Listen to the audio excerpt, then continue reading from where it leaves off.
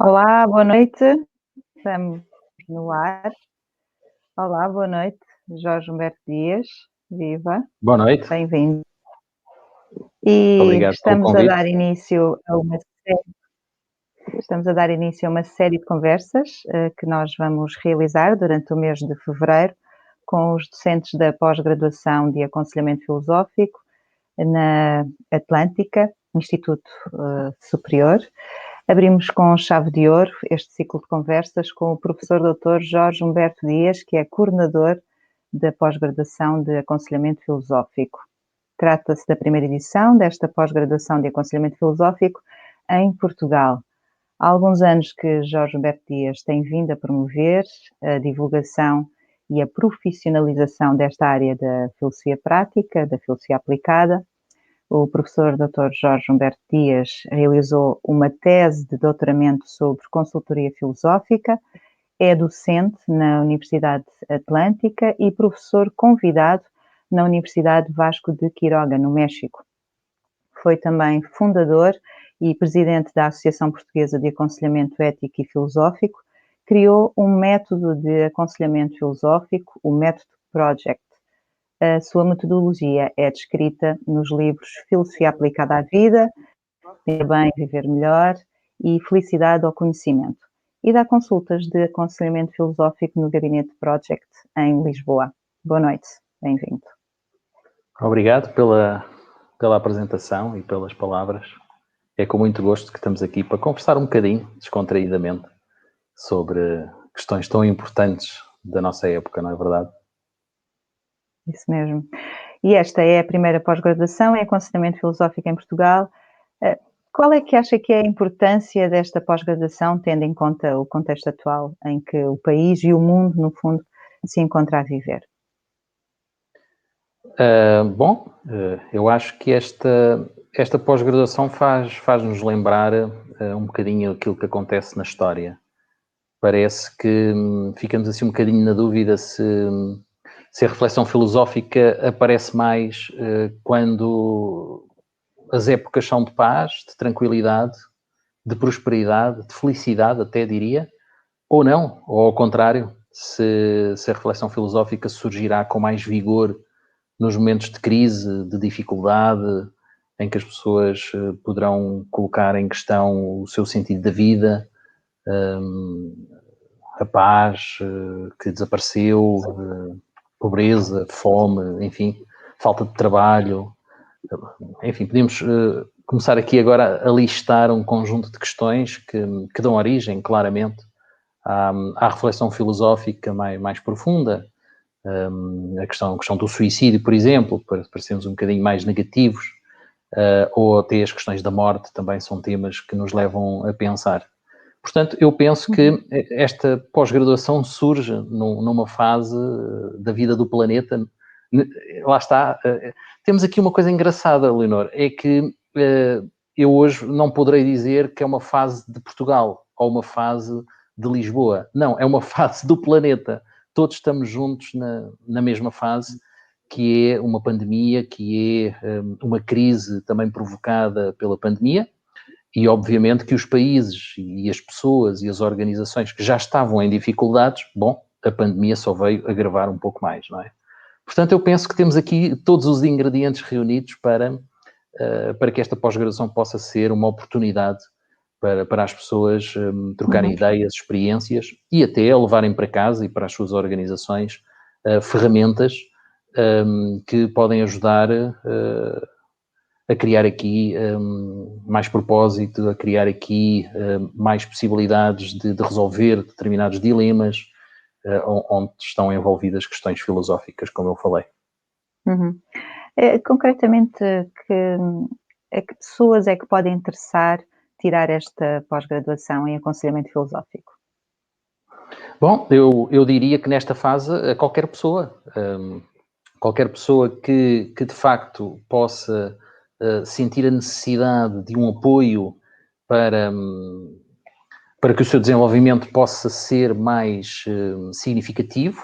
O apoio aqui se nós olharmos para o corpo docente, temos aqui um corpo docente de elevada qualidade, Aliás, aproveito a oportunidade para dizer que nós construímos este programa com base numa investigação bastante sólida, bastante detalhada, relativamente àquilo que se faz em todo o mundo.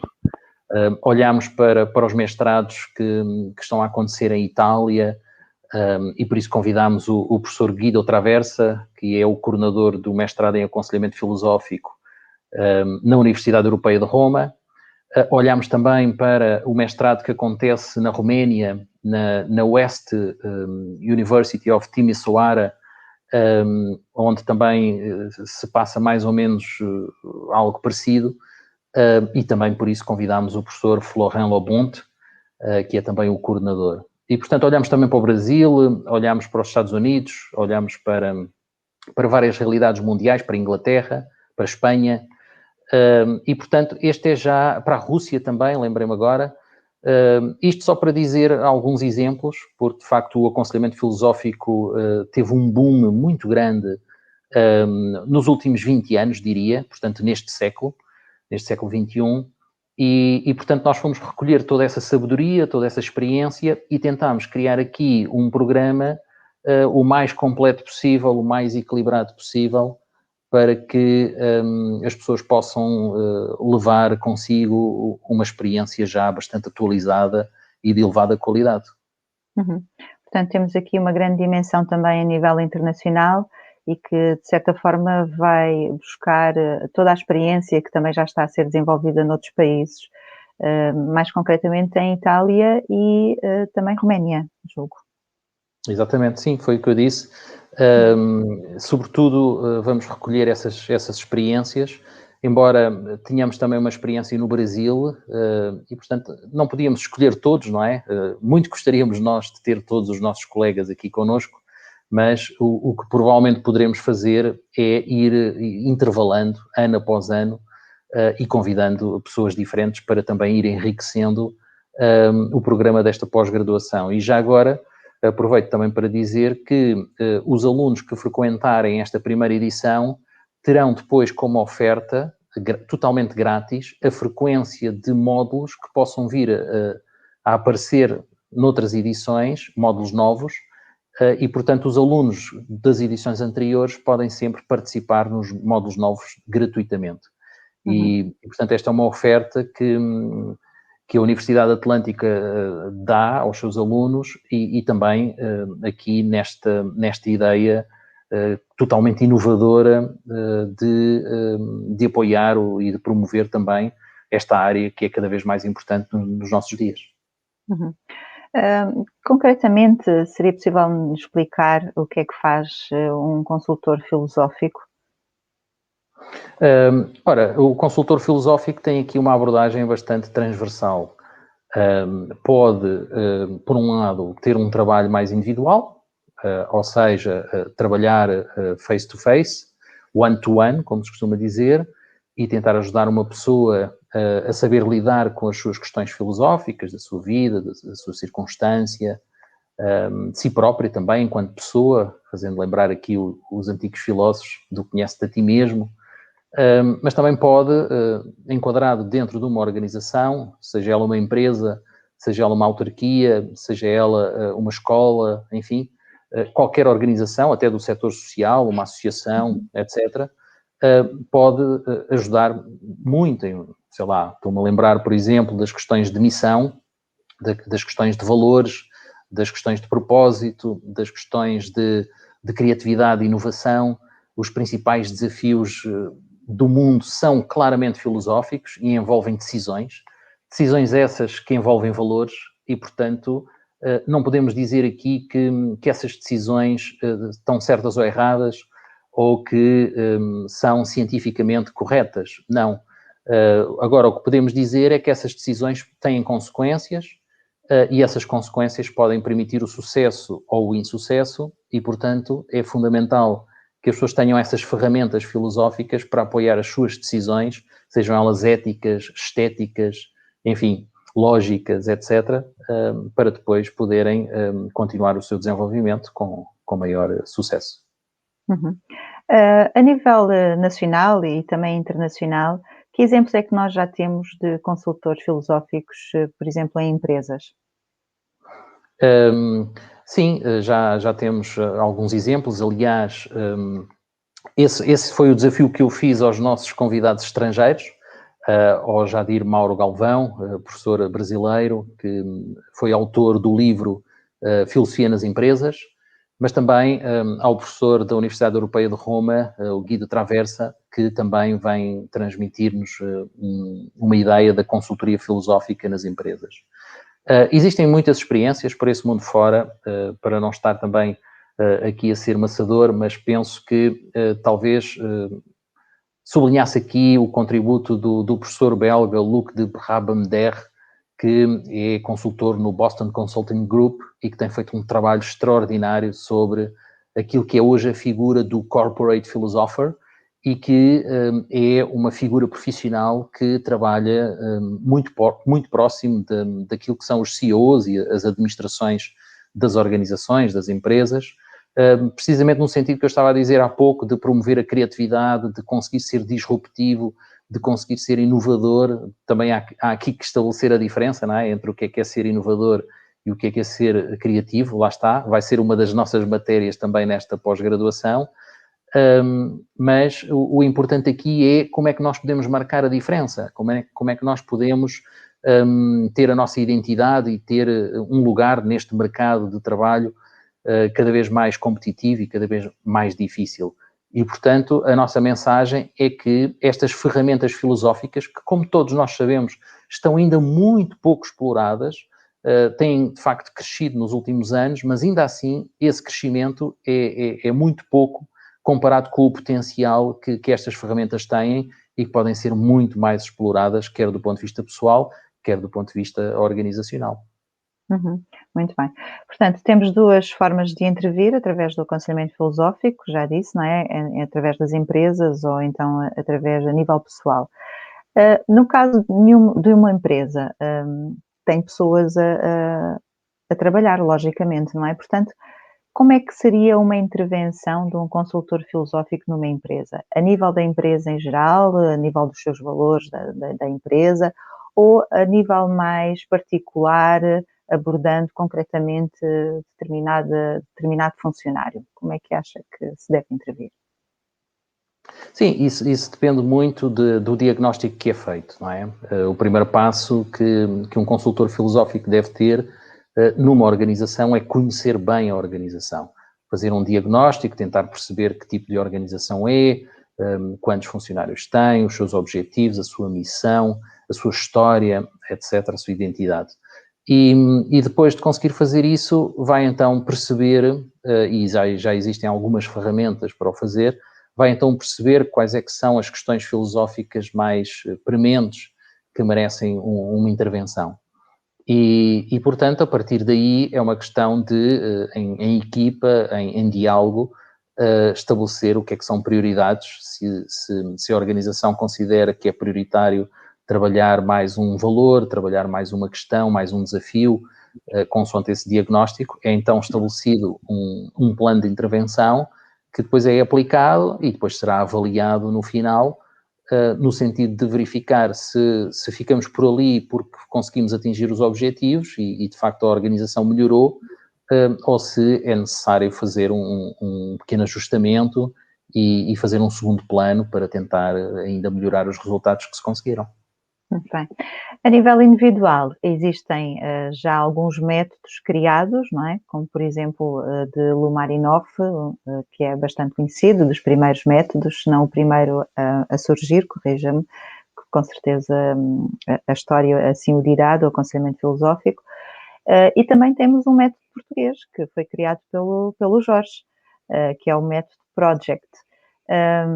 Eu imagino que, como todas as receitas, digamos assim, tal como se faz um bolo em que há sempre um ingrediente secreto, imagino que também aqui neste método o Jorge tem um ingrediente secreto que eu não sei se vai revelar ou não aos alunos.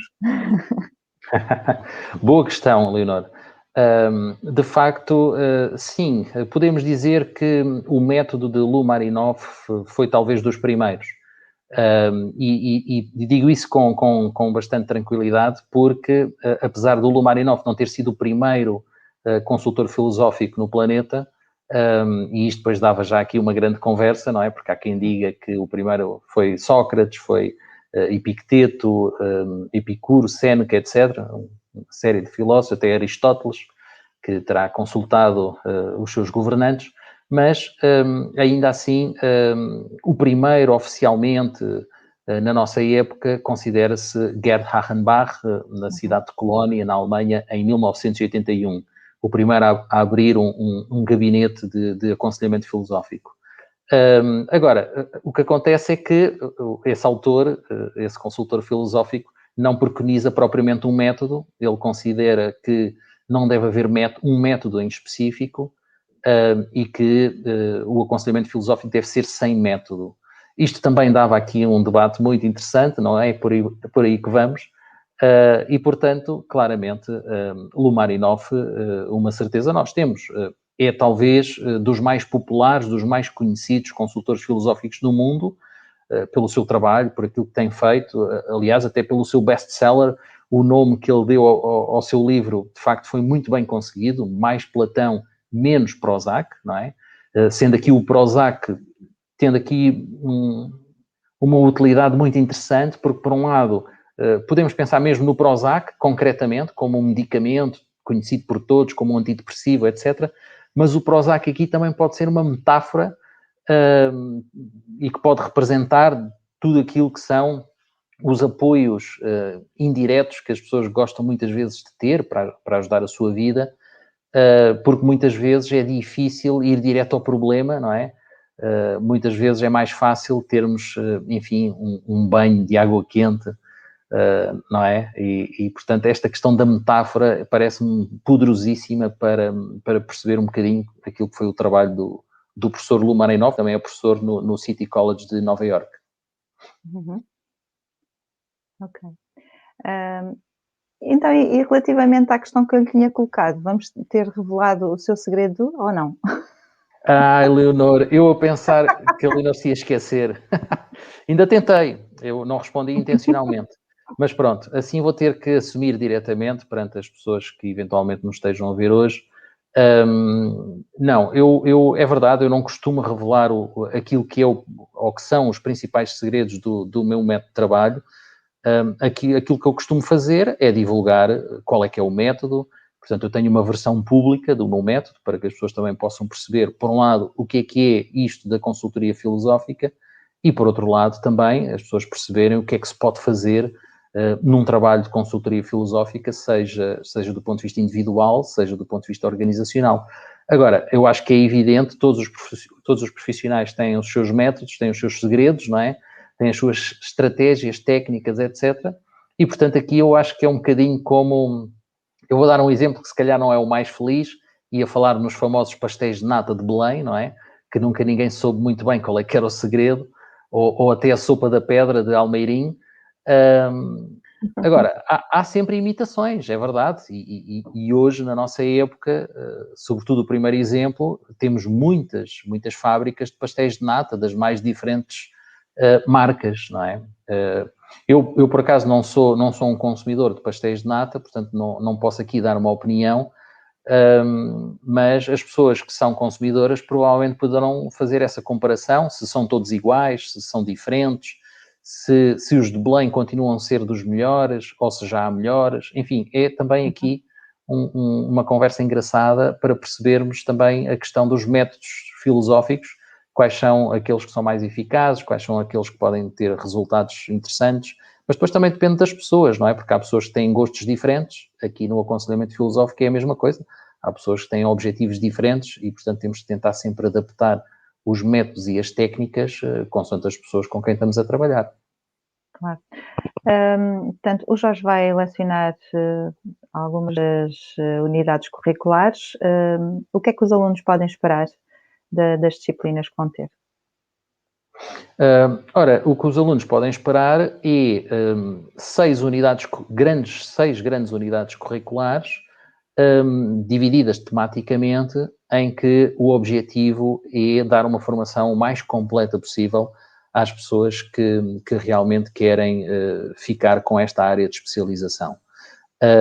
Estamos disponíveis e temos a noção, até por outras experiências que já tivemos ao longo dos anos, que vão aparecer pessoas das mais diversas áreas, desde a educação, à saúde, às áreas sociais, etc. E, portanto, o que nós construímos aqui foi um programa o mais completo possível para, por exemplo, na primeira unidade curricular, as pessoas ficarem a saber o que é o aconselhamento filosófico, e aí vamos ter algumas disciplinas de história e até disciplinas conceptuais para comparar as diferenças entre o aconselhamento filosófico e outros tipos de aconselhamento. Ao mesmo tempo, também vamos ter unidades curriculares viradas para os métodos e para as técnicas. Vamos ter as masterclasses que falámos aqui, com 3 professores estrangeiros. E depois vamos ter também a última unidade curricular virada para o mercado de trabalho, ou seja, se dentro dos alunos houver interesse, porque aqui também temos que distinguir, há pessoas que vêm a fazer esta pós-graduação não porque queiram ser consultores filosóficos, mas porque querem aplicar as ferramentas na sua vida profissional que já têm, sejam psicólogos, sejam coordenadores de um departamento, enfim, independentemente da área profissional que exerçam, sejam professores, enfim, podia dar aqui vários exemplos, ou então também aquelas pessoas que realmente querem exercer a atividade de consultoria filosófica. Então aí essa unidade curricular tem uma vantagem imensa, porque temos módulos, por exemplo, virados para as tecnologias. Que tecnologias é que um consultor filosófico deve usar para trabalhar, para ter melhores resultados. Temos também um módulo muito interessante que é ciência aplicada ao aconselhamento filosófico, porque também muitas vezes as pessoas têm um preconceito sobre a própria filosofia em geral, que é uma área antiquada, que é uma área que não faz avaliação científica, e portanto nós queremos também desmistificar isso e com este programa curricular mostrar que, sobretudo com esse módulo em específico, que é importante avaliar do ponto de vista científico o impacto do aconselhamento filosófico. E portanto penso que fiz aqui um resumo o mais rápido que consegui daquilo que são as mais-valias deste programa para as pessoas que se inscreverem. Ok, muito bem. E como é que as pessoas se podem inscrever e até que data? Ora, então nós temos a nossa primeira aula programada para o dia 6 de março, portanto estamos a cerca de 1 mês e 2 dias de começar a primeira edição em Portugal desta pós-graduação. E portanto as inscrições estão abertas, basta consultar o site. Aliás, é muito fácil de chegar ao site, basta escrever em qualquer motor de busca pós-graduação em aconselhamento filosófico, a Universidade Atlântica, é logo a primeira, se não for mesmo a primeira opção, e pronto, e a partir daí têm toda a informação, têm os preços, têm como se inscrever, têm acesso ao nome dos professores, ao currículo dos professores, têm também acesso aos objetivos, a vantagens. Temos algumas vantagens, num sentido quase de surpresas presentes para aqueles que se inscreverem. Entre o cronograma também, já temos as aulas todas calendarizadas. Enfim, é um site com muita informação que eu aconselho vivamente as pessoas que assim o desejarem a consultar. Muito bem. Portanto, no fundo, esta pós-graduação pode servir não só para quem realmente quer exercer como consultor filosófico, mas também como algo que possa vir a ter mais competências para intervir com pessoas, não é? Quando se trabalha com pessoas, porque aqui tem várias disciplinas que são bastante completas, a nível da comunicação, a nível do pensamento crítico, a nível do pensamento também positivo. Portanto, há uma série de disciplinas que vão trazer de certa forma, muito mais competências à pessoa que tirar esta pós-graduação. Sim, sim, sem dúvida. Aliás, nós somos pessoas, não é? E eu quase que, se tivesse que escolher a palavra-chave, era exatamente essa, pessoas. Independentemente de nós trabalharmos individualmente ou nas organizações, ainda assim são pessoas que sempre que estão em causa, mesmo que nós possamos estar numa organização e olhar para a missão da organização, para os valores, e normalmente os valores têm sempre aqui uma carga ética, não é? E, portanto, a ética é uma das disciplinas filosóficas que tem também aqui uma componente e uma presença muito importante nesta pós-graduação. E isto só para dizer que, de facto, façamos o que façamos, as pessoas estão sempre no centro da atenção e seja o impacto positivo ou negativo, são sempre as pessoas que vão sentir esse impacto. Uhum. Estamos quase a terminar a nossa meia hora de conversa, mas antes de ir, eu gostava de perguntar, porque eu sei que o Jorge tem sido o grande impulsionador em Portugal do aconselhamento filosófico, fundou a primeira associação de aconselhamento filosófico e ética em Portugal, portanto, há alguns anos já, portanto, já há muito tempo que o Jorge tem vindo, digamos assim, a desbravar caminho para que esta pós-graduação se tornasse uma realidade hoje em dia. Olhando para trás e todo o caminho que já percorreu, o que é que lhe vem assim à mente, de repente? É verdade, Leonor.